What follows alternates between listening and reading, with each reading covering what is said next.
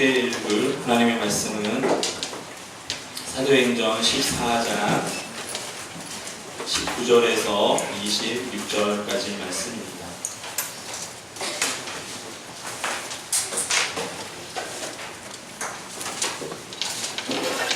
사도행전 14장 19절에서 26절까지 말씀. 신약성경 212페이지, 신약성경 212페이지, 사도행전 14장 19절에서 26절까지 찾았으면 제가 한 절, 여러분들이 한 절 교독하도록 하겠습니다. 유대인들이 안디옥과 이고니온에서 와서 무리를 충동하니 그들이 돌로 바울을 쳐서 죽은 줄 알고 시외로 끌어내치니라.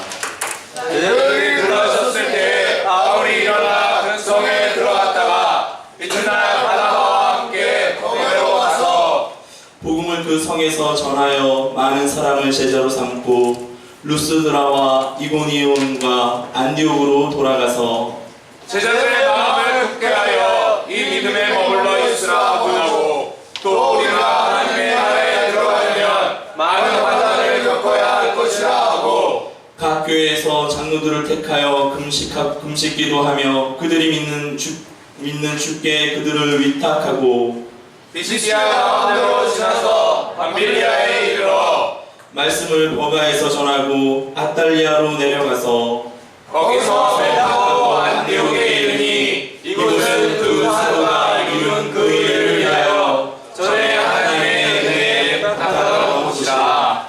아멘. 지도 한 번만 띄워주시면 감사하겠습니다. 이게 유럽 지도에 지중해 주변으로 해서 그 주변 지도인데요. 이스라엘이 잘 안 보이시죠? 잘 보이십니까? 잘 아시죠? 저보다 더 잘 아실 것 같은데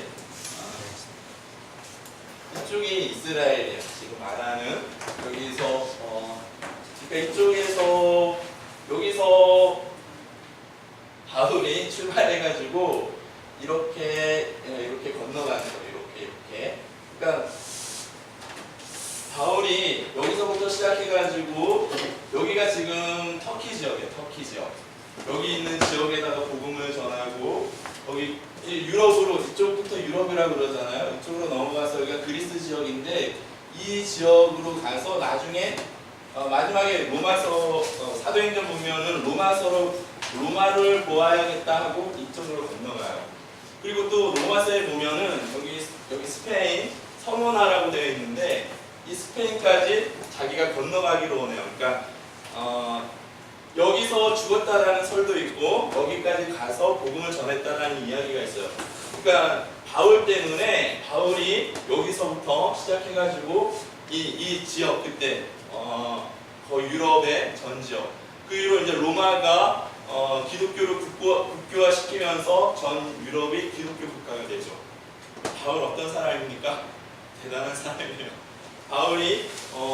바울 혼자서 혼자는 아니지만 그래도 그의 부르심과 그의 열정이 이 유럽을 완전히 그냥 바꾸는 그런 역사가 일어났다는 겁니다. 지도 한 번만 더 넘겨주시면 감사하겠습니다.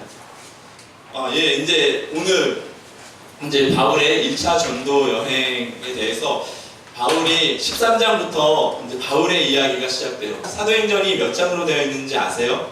사도행전이 몇 장까지 되어 있죠? 몇 장으로? 28장으로 되어 있는데 13장부터 28장까지 계속 바울의 이야기가 나와요. 그러니까 거의 반 이상이 바울의 이야기죠. 그러니까 1차, 2차, 3차 세 번의 전도 여행을 거쳐서 지금 말한 그 이야기가 저기 유럽을 바꾸는 이야기가 나오는데 오늘 13장, 14장이 1차 전도 여행이에요. 1차 전도 여행이 어떻게 이루어졌는지 한번 보도록 하겠습니다. 여기서 처음에 배 타고 다시 제가 뒤로 가겠습니다.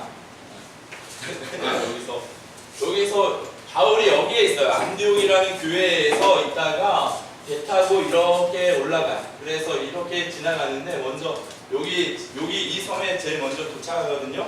13장 14장 꼭 읽어보시기 바랍니다. 13장 저기 섬이 지금 사이프러스라는 동네예요. 혹시 아십니까? 아니요. 들어봤는데. 그 다음 사진으로 우리 한번 보겠습니다. 사진. 우와. 멋있죠? 저쪽 지역에 한 번 더 넘겨주세요. 물이 되게 맑아요. 지중해가 아무튼 되게 좋아요. 그 다음 넘겨주세요. 저기 섬 하나가 저 바위가 아프로디테 바위라는 바위가 있는데 아프로디테가 이제 그리스 신화의 미의 여신 가장 아름다운 신으로 나오는데 여기 이 바위 주변에서 3번 수영을 하게 되면 아름다움이 영원히 간직된다고 수영하실 수 있기를 바랍니다. 죄송합니다. 예, 이렇게 자 이제 이거는 넘겨주시고요. 지금 바울이 아까 1차 전도여행 그 사진을 여기를 저 섬이 구브로라고 되어 있어요. 이제 구브로로부터 가서 바울이 복음을 전하기 시작하는 거예요. 가서 주님의 지시하심을 따라 주신 주님의 말씀을 가지고 자신이 이제 사명을 가지고 복음을 들고 저 지역에 가서 저 복음을 전합니다. 대략을 이야기하자면 여기서는 서기오라는 총독이 저기서 회심하는 사건이 일어나게 돼요. 그 다음에 여기서 다시 배 타고 저기 버가라는 이제 저 육지로 올라갑니다. 버가라는 곳에서 올라가서 저기서 마가복음의 저자 마가라는 사람이 있어요. 저 때는 믿음이 그렇게 별로 많지 않았어요. 그래가지고 저때 이게 너무 위험하고 너무 힘들다 그래서 예루살렘으로 돌아가요. 그래서 나중에 2차 전도 여행 갈 때는 이 마가 때문에 바울과 바나바가 막 싸워요. 그러니까 이 산세가 험해서 여기서 이제 비시디아 안디옥이라는 지역으로 이제 갈 건데 거기로 가는 지역이 너무 험해요. 근데 여기서 마가와 헤어지고 비시디아 안디옥이라는 지역으로 올라가게 됩니다. 거기에서 이제 설교한 내용이 13장 거의 16절부터 41절까지 모든 내용이 설교를 하는 내용이에요. 유대인들이 죽인 예수가 죽은 자 가운데서 다시 살아났다. 그가 하나님이 보내신 아들이다 라는 그 내용이 전체적인 내용이에요. 이 비시디아 안디옥에 가서 이렇게 복음을 전했더니 어떤 일이 일어났냐면 13장 44절 45절을 같이 한번 읽겠습니다. 그 말을 듣고 많은 사람이 믿어요. 그래서 고난을 받고 이제 예수 믿는 사람이 되는데 그 다음 안식일에 굉장히 많은 사람이 모입니다. 13장 44절 45절을 함께 읽겠습니다. 시작. 안식일에는 온 시민이 거의 다 하나님의 말씀을 듣고자 하여 모이니 유대인들이 그 무리를 보고 시기가 가득하여 바울이 말하는 것을 반박하고 비방하는 굉장한 거예요. 이 비시디아 안디옥이라는 곳에서 바울이 이 복음을 전하였더니 그 다음 안식일에 온 시민이 거의 다 모이는 거예요. 지금 하나님이 누구와 함께하고 있는 겁니까? 바울과 함께하고 있어요. 여러분들이 나중에 이 복음 들고 나아갈 때, 복음 들고 하나님 앞에 섰을 때 이러한 역사가 있기를 주님의 이름으로 축원합니다.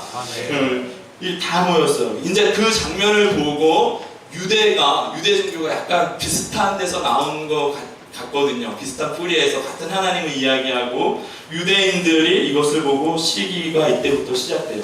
그래서 사람들을 선동하여 괴롭히기 시작하죠. 13장 50절 말씀에 보면 이렇게 괴롭히는 장면이 나와요. 이에 유대인들이 경건한 부인들과 그 신의 유력자들을 선동하여 바울과 바나바를 박해하게 하여 그 지역에서 쫓아내니. 그래서 여기에서 사역을 이제 멈추고 이고니온으로 건너가게 됩니다. 자, 비시디아 안디옥, 이고니온. 나중에 한번 지역을 체크하면서 13장, 14장을 읽으면 되게 재밌어요. 사건이 일어나는 지역을 중심으로 이고니온으로 옮겨가서 또 복음을 전할 때 이제 주의 능력과 기사와 표적이 나타나요. 왜냐하면 하나님께서 보내신 거기 때문에, 하나님께서 보내신 것이 맞기 때문에 기사와 표적이 막 나타나는데 이고니온에서도 이제 그거를 시기하여서 또 유대인들이 박해하기 시작합니다. 14장 5절 6절 말씀해 보면 이방인과 유대인과 그 관리들이 두 사도를 모욕하여 돌로 치려고 달려드니 하고 이제 그들이 알고 도망하여서 루스드라로 이제 건너가게 됩니다. 계속 쫓아다니는 거야. 루스드라에 가서도 복음을 전하는데 나면서 걷지 못한 사람을 바울이 일으켜요. 이 복음을 들고 가겠다라는 이 사람에게 하나님께서는 이런 능력을 나타내 주시고 계세요. 그것이 이제 그 루스드라에서 큰 사건인데, 이렇게 좋은 일을 함에도 불구하고 14장 19절 말씀해 보면 굉장히 좋은 일이잖아요. 나면서부터 걷지 못한 사람을 일으키는 게 쉬운 일입니까? 쉬운 일이 아니잖아요. 그 사람을 고쳐줬음에도 불구하고 이제 또 시기하여서 저쪽에 비시디아 안디옥과 이고니온에서 유대인들이 와가지고 여기 루스드라에서도 사람들을 충동합니다. 14장 19절 말씀만 우리 한번 같이 한번 읽겠습니다. 14장 19절 말씀 시작. 유대인들이 안디옥과 이고니온에서 와서 우리를 충동하니 그들이 돌로 바울을 쳐서 죽은 줄 알고 시를 끌고 그치니라. 돌로 맞았어요. 이게 되게 한 줄로 써져 있잖아요, 성경에서. 이게 얼마나 큰 일입니까? 그죠, 가은아? 가해야? 가해는 뒤에 가은이 맞지? 그 돌로 맞은 게 얼마나 큰 일입니까? 그죠? 돌로 맞았어요, 돌을 집어 던져가지고 맞으면은 사실 한 6개월 동안 어떻게 해야 됩니까? 최소 입원해야죠. 다 깨지고 얼굴 상하고. 바울이 막 이렇게 눈이 안질에 걸려가지고 그가 막 눈에서 막 이렇게 막 진물이 막 나와서 이게 사도인지 아닌지 구분이 가기 어려울 정도예요. 그 다음에 오늘 말씀해 보면 14장 19절 말씀해 보면 돌로 던져서 맞는데 14장 20절 말씀해 보면 이 19절에 돌로 바울을 쳐서 어떻게 해요? 죽은 줄 알고 밖으로 가서 집어 던져버려요. 고쳐서 치료하느냐 그게 아니고 20절 말씀에 보면 어떻게 되냐면 그냥 20절 말씀에 이튿날 일어나서 그냥 나가요. 그러면 어떻게 돼요? 치료한 거를, 그러니까 돌로 맞은 거를 치료하지 않으면, 깨끗하게 약 발라주고 하지 않으면 어떻게 돼요? 그 상처가 남아요. 그래서 바울이 못생겼는데 더 못생기게 되어졌어요. 예, 저랑 똑같죠? 예, 감사합니다. 아멘 안 해주셔서. 그 바울이 그런 뇌물을 가지고 돌로 맞았어요. 여러분 어떻게 하겠습니까? 내가 성령의 음성을 듣고 주님의 음성을 듣고 복음을 전하러 나갔는데 돌로 맞았어요. 에이, 여기서 하나님이 계시는 거야? 하나님 살아계신 거 맞아? 하고 어떻게 하겠습니까? 도망가겠죠. 도망가는 게 맞아요. 제가 이 말씀을 준비하면서 그대로 써놨는데 현민이랑 승환이가 나중에 이 바울과 바나바처럼 전도여행을 가실 수 있기를 주님의 이름으로 축원합니다. 나그네 하면서 주의 복음을 위해서 가는데 둘이 막 이제 그래서 이 능력이 나타나고 이렇게 둘이 갔는데 돌에 맞았어요. 그러면 어떻게 하겠습니까? 그 자리로 바로 하나님을 버리고 도망가겠죠. 근데 바울은 그렇게 하지 않았어요. 20절 21절 말씀을 같이 한번 읽겠습니다. 20절 21절 말씀 시작. 제자들이 둘러섰을 때 바울이 일어나 그 성에 들어갔다가 이튿날 바나바와 함께 더베로 가서 복음을 그 성에 전하여 많은 사람을 제자로 삼고 루스드라와 이고니온과 안디옥으로 돌아가서 어떻게 했어요? 다시 그냥 털고 말이 안 되는 거예요. 이게 되게 짧은 구절에 지나가는 이야기인데 19절, 20절 말씀이 돌에 맞았어요. 돌에 맞았고 그냥 털고 일어나서 갔다. 이게 그냥 이런 일이 있었나? 아무 감동이 없는 말인데 근데 이게 되게 쉬운 일이 아닌 거예요. 그냥 털고 일어나서 복음을 전했다라는 것입니다. 바울이 왜 그랬을까요? 바울이 왜 그랬습니까? 미쳤습니까? 바울이, 목사님이 판단하기에는 바울이 이 세상을, 이 인류를 누구보다도 사랑한 사람이다 라고 말씀드리고 싶어요. 바울이 그 어느 누구보다도 이 인류를, 이 세상을 사람들을 사랑한 사람이라고 말씀드리고 싶습니다. 여러분들이 그런 사람들이 되기를 주님의 이름으로 축원합니다. 아멘. 여러분 정말 사랑한 거예요. 여러분 정치 얘기 안 하려고 했는데 정치가 정말 사람들을 사랑해서 어떤 진심이 보이면 너무 감동적이잖아요. 어떤 진심이 보이면 되게 감동적이에요. 그 어떤 사람을 위해서 일하고 낮은 자리에 내려가서 일하는 것조차 되게 유효한데 바울은 자기 생명을 바쳐서 자기에게 돌아오는 것이 없어요. 왜 너가 그 일을 하니? 너는 뭐 때문에 그 일을 하니? 복음이 너랑 무슨 상관이 있니? 복음이 뭔데 너가 그렇게 가서 그렇게 돌에 맞을 정도로 죽을 정도로 복음을 전하니? 왜냐하면 복음이 인류에게 가장 위대한 선물을 가져다 줄 수 있는 인류를 가장 사랑하는 길이기 때문에 바울이 자기의 목숨을 던진 거예요. 어떤 사람이 정치를 위해서 내가 이 나라와 민족을 위해서 아니면 내가 북한 민족을 위해서 내가 내 생명을 버리겠노라 라고 가는 사람들, 자기의 것을 아끼지 않고 가는 사람들을 볼 때도 어떤 생각이 듭니까? 그 사람 정말 잘한다, 그 사람 정말 삶이 훌륭하다, 우리가 이렇게 이야기할 수 있는데 복음을 가지고 인류에게 생명을 전하기 위해서 내가 거기에서 모든 것, 내가 인류를 누구보다도 사랑하리라, 내가 인류를 누구보다도 내가 정말 품에 안고 사랑하는 마음으로 나아가리라 라는 그런 마음을 가지고 이 복음을 가지고 나아가는 삶이 정말 인류를 사랑하는 삶. 그것 때문에 돌에 맞아줄 수가 있어. 그것 때문에 내가 왜 이런 일을 당하지, 왜 이런 일을 하지 라는 그런 경험을 할 수도 있어요. 그런데 바울은 인류에게 가장 필요한 것이 무엇이다라는 것을 바울은 알았던 거예요. 잠시 이 땅에서 더 나은 삶이 중요한 것이 아니라 영원한 삶에서 건져주는 그 인류에게 가장 필요한 것, 각 사람에게 가장 중요한 것을 바울은 알았다라는 거예요. 여러분, 이 복음을 위해서 목숨을 걸어도 됩니다. 이 복음을 위해서, 이 복음을 가지고 내가 온 인류를 품으리라, 그 생각을 가지고 여러분들 살아가셔도 됩니다. 그러면 그것이 인류를 가장 사랑하는 길인 줄로 믿으시기를 주의 이름으로 축원합니다. 아멘. 여러분 인류를 정말 사랑해 뜨겁게 뜨거운 가슴으로 인류를 사랑하실 수 있기를 내가 이 복음을 던짐으로 인류를 가장 사랑하겠노라. 여러분 그런 삶 되시기를 주님의 이름으로 축원합니다.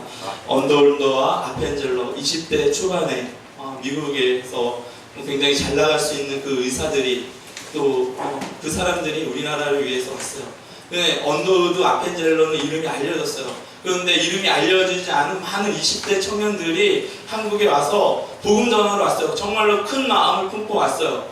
복음을 전하겠다는 큰 마음을 품고 왔는데 그런데 오지 얼마 되지 않아서 풍토병에 한국에 100여 년 전에 풍토병에 걸려 죽은 젊은 사람들이 무수하게 많아요. 무덤도 없어요. 그냥 이 한국 그 땅에서 그냥 엎드려져서 죽은 사람들이 무수히 많아요. 선교사 열전에 보면 그들이 왜 그랬습니까? 이름도 없이 와가지고 한국 땅에 복음 전하기 위해서 그들이 던졌다라는 거예요. 여러분 그 인류에 대한 사랑이 복음을 통하여서 여러분들 나타나실 수 있기를 주님의 이름으로 축원합니다. 아멘. 우리가 복음을 들었습니다. 정말 아찔한 우리가 지금은 복음을 들었기 때문에 그냥 우리의 삶을 나를 위해서 살아가는 정도지만 그러나 그 복음을 들려줬기 때문에 우리는 정말 영원한 그 형벌에서 영원한 죽음에서 구원을 얻었고 그들은 그 20대의 젊은 나이에 한국의 땅바닥에서 쓰러져 죽어갔습니다. 말인즉슨 여러분들 다 포기하라는 이야기가 아니고 복음을 가지고 뜨겁게 인류를 정말로 사랑하실 수 있는 하나님의 사람들이 되실 수 있기를 주님의 이름으로 축원합니다. 아멘. 기도하겠습니다. 하나님 아버지 주님, 인류를 사랑하는 방법이 사람들을 사랑하는 방법이 여러 가지가 있을 수 있는데 하나님 우리 친구들의 재능을 가지고 사람들을 도울 수 있는 사람들이 되게 하여 주시옵소서. 뿐만 아니라 인류를 사랑할 때 이 복음 가지고 이 복음을 마음 깊이 담아서 이 인류를 복음 가지고 뜨겁게 사랑할 수 있는 우리 친구들이 될 수 있도록 주께서 역사하여 주시옵소서. 심기어진 하나님의 말씀이 뿌리가 내리게 하여 주시고 심기어진 하나님의 말씀이 자라게 하여 주시어서 정말로 거대한 위대한 하나님 믿음의 사람, 신앙의 사람들이 모두 될 수 있도록 주님께서 인도하여 주시옵소서. 감사드리며 예수 그리스도 이름으로 간절히 기도하옵나이다. 아멘. 우리